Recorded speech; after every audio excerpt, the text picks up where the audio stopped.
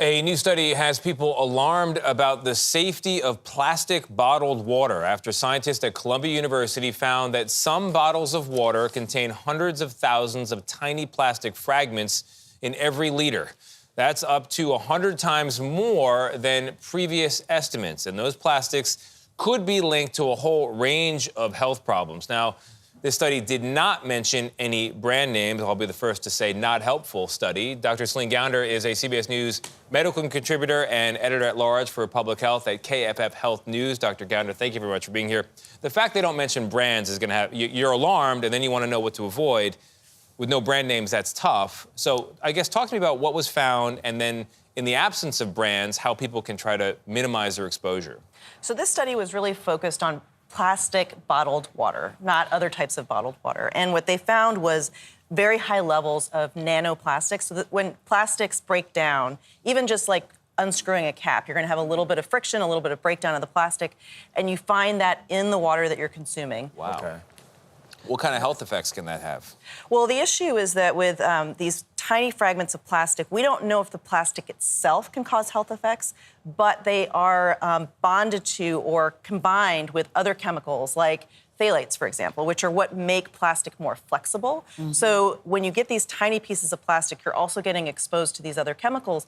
Those are known as what are called endocrine disruptors. In other words, they have hormonal effects. They can mimic, for example, estrogen and other hormones. And those hormones or higher exposures to those kinds of hormones can be associated with anything from diabetes to neurocognitive effects in little kids to cancer. And so that is why we have some real concerns about these exposures. Yeah, you know, I heard about this as I was watching Nora last night as I'm chugging on a bottle of water. So you instantly hold up the bottle of water and say, I don't see anything in there. You're saying it's so small that we can't see it. It doesn't matter the brand.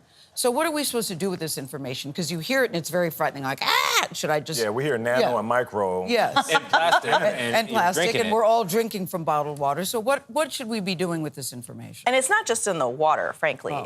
This is all in any number of beverages we consume, which also come, many of them in plastic bottles. It's in the food supply. It's in the environment. So it's very hard to avoid this kind of nanoplastic exposure.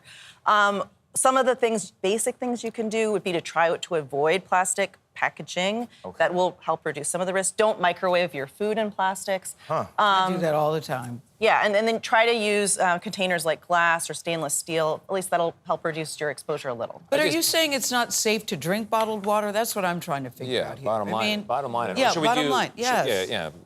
Aluminum cans, glass bottled water?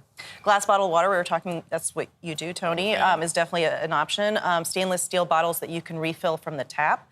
In fact, tap water, unless you're in a place... Filters? Can this be fixed? Use filters and... filters can actually introduce more plastic. I think just start eating plastic pellets for breakfast, people. Train your body. Get your body ready to handle it. But are you saying people should stop drinking bottled water? That's what I'm trying to get to here. What I would say is if you're going to drink bottled water, don't do it from a plastic bottle. Do it from glass or stainless steel. From the tap is generally going to be safe unless you have an area where there's lead pipes or something like that. Right.